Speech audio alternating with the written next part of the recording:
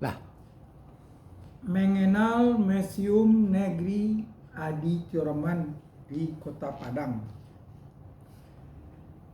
Pada siang hari dan sanjo hari di tahun-tahun belakangan, tahun-tahun dulunya seacok terlihat pasangan muda-mudi duduk-duduk di halaman Museum Negeri Adi Tioraman pada waktu-waktu tertentu melihat rombongan murid, pelajar, mahasiswa, dan turis domestik dan asing, bahkan para pakar dan ilmuwan dari mancanegara berkunjung ke Museum Adi Tioraman. Bariku iko ditarakan sejarah ringkas dan apa saja yang bisa disimak dan atau dipelajari di Museum Adi Tioraman ko. Barado di komplek Lapangan Tugu dan Taman Malati, museum iko menghadap ke selatan. Di bagian selatan itu tak dapat pintu masuk yang terbuka setiap hari kecuali Senin dan pukul 8 sampai 8 malam secara administratif. Museum iko terletak di Kota Madya, daerah Tingkek 2 Padang, atau disebut Kota Madya Padang zaman kini. Kalau dulunya Kota Madya daerah Tingkek 2 Padang, yang sekaligus menjadi ibu provinsi Sumatera Barat. Di Museum Adi Tioraman ko diresmikan pada 6 Maret tahun 1977 oleh Menteri Pendidikan dan Kebudayaan RI pada waktu itu, ialah Profesor Dr. Syarif Taib.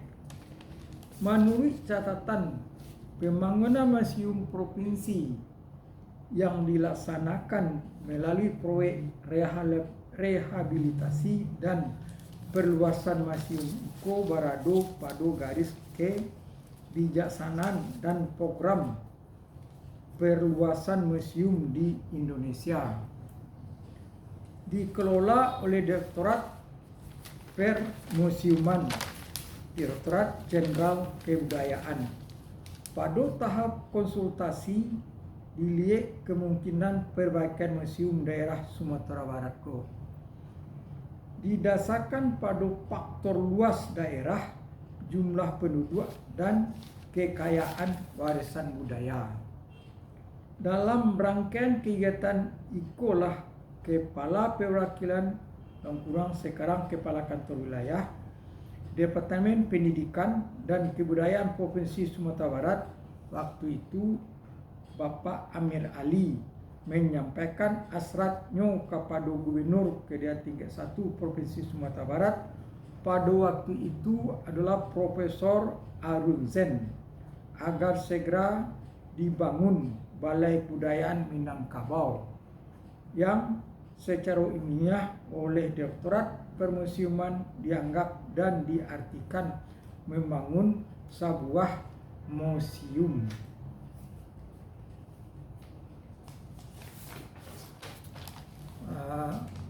Maksudnya dianggap sebuah membangun museum daerah.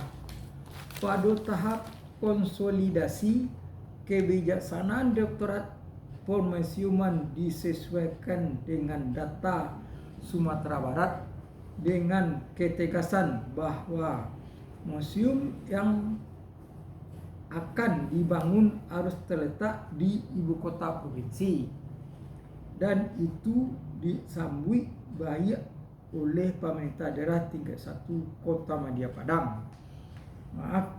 Ulang lagi, sambut baik oleh pemerintah daerah tingkat 2 Kota Madya Padang atau dalam kurang Kodya Padang.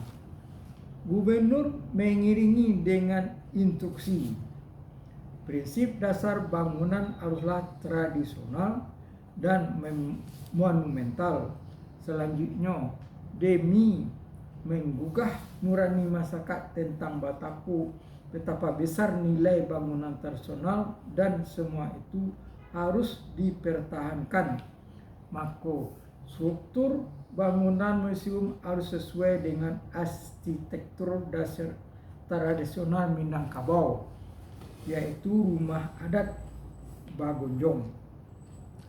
Selain tradisional, monumental, besar, dan mengesankan, bangunan dengan gaya arsitektur modern itu menimbulkan kesan historikal dan sekaligus antropologikal.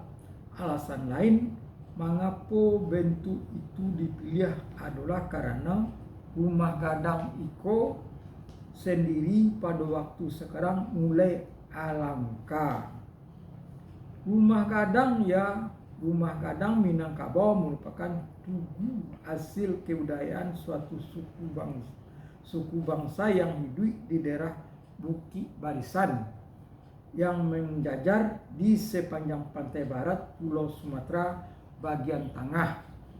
Sebagaimana hal rumah di daerah Katulistiwa yang dibangun di atas tiang, rumah gadang mempunyai kolong yang tinggi, atapnya yang lancip merupakan arsitektur yang khas serta membedakannya dengan bangunan suku bangsa lain di edaran garis Katulistiwa.